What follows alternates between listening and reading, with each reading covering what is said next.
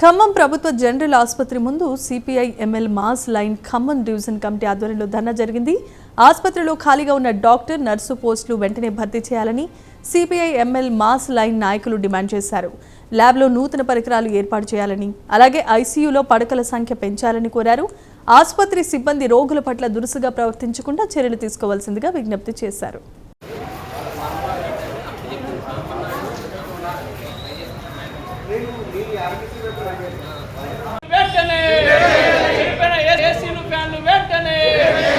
రోగుల పట్ల డాక్టర్లు ప్రేమగా వ్యవహరించాలి. రోగుల పట్ల డాక్టర్లు ప్రేమగా